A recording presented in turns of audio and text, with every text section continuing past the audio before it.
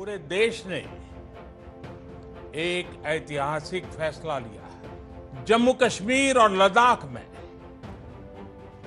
एक नए युग की शुरुआत हुई। भारत के राष्ट्रपति द्वारा इस घोषणा पर हस्ताक्षर किए ठीक 2 साल पहले आज के ही दिन गृह मंत्री अमित शाह ने राज्यसभा में जम्मू कश्मीर से अनुच्छेद 370 की विदाई का ऐलान कर सबको चौंका दिया था। इस बड़े फैसले के साथ मोदी सरकार ने जो नए कश्मीर का सपना देखा था उसके 2 साल पूरे हो गए। ऐसे में जानना जरूरी है कि अब जम्मू कश्मीर के हालात में क्या कुछ बदला है। आइए इनमें से कुछ पर नजर डालते हैं और समझते हैं। स्थानीय निवासी का दर्जा। बदलाव के दौर में सबसे बड़ा बदलाव जम्मू कश्मीर की लड़कियों को लेकर किया गया। दरअसल जम्मू कश्मीर की वो लड़कियां जो अपने प्रदेश से बाहर भारत के किसी भी पुरुष से शादी करती हैं, उनके पति और बच्चे को भी राज्य का मूल निवासी होने का प्रमाण पत्र दिया जाएगा। इसका मतलब ये हुआ कि वे लोग जिन्होंने जम्मू कश्मीर की महिला से विवाह किया है वो भी इस केंद्र शासित प्रदेश के स्थानीय निवासी बनने के पात्र होंगे। इसके अलावा इस शादी से पैदा हुए बच्चे भी जम्मू कश्मीर के स्थानीय निवासी माने जाएंगे। जम्मू में जमीन खरीदना हुआ संभव।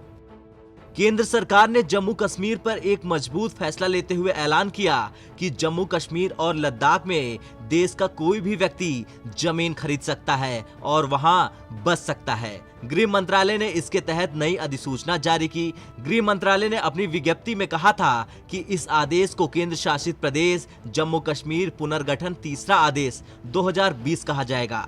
यह आदेश तत्काल प्रभाव से लागू हो गया है। सरकारी इमारतों पर फहराएगा तिरंगा। मोदी सरकार ने जम्मू कश्मीर में एक कदम और बढ़ाते हुए सरकारी दफ्तरों में तिरंगा फहराने के निर्देश दिए हैं। जम्मू कश्मीर में एलजी मनोज सिन्हा ने साफ कह दिया कि सरकारी दफ्तरों में तिरंगा फहराया जाएगा। संभागीय आयुक्त कार्यालय जम्मू ने सभी उपायुक्तों और विभागाध्यक्षों को जल्द से जल्द सभी सरकारी भवनों पर राष्ट्रीय ध्वज फहराने के संबंध में निर्देशों को लागू करने के लिए कहा है। पत्थरबाजों को पासपोर्ट नहीं मिलेगा। जम्मू कश्मीर में आतंकियों की मदद के लिए सेना पर पत्थरबाजी की घटना को अंजाम देने वाले पत्थरबाजों को लेकर भी एक बड़ा एक्शन मोदी सरकार की ओर से लिया गया। अब तक पत्थरबाजी को अंजाम देने वाले युवाओं को न तो सरकारी नौकरी मिलेगी और न ही उनके पासपोर्ट का वेरिफिकेशन किया जाएगा।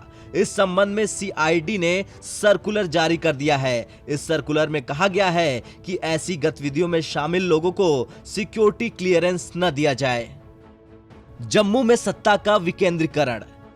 जम्मू कश्मीर से विशेष राज्य का दर्जा वापस लेने के बाद केंद्र सरकार ने वहां सत्ता के विकेंद्रीकरण के प्रयास किए। इसके तहत वहां पहले पंचायत और उसके बाद फिर बीडीसी चुनाव कराए गए।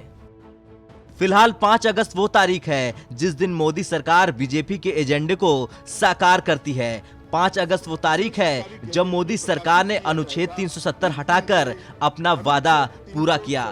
खैर सभी की दिलचस्पी ये जानने में है कि जिस तरह से मोदी सरकार ने अचानक धारा 370 हटाने का ऐलान किया, क्या इस बार के 5 अगस्त को भी वो कुछ ऐसा ही करेगी? ब्यूरो रिपोर्ट, भारत तक।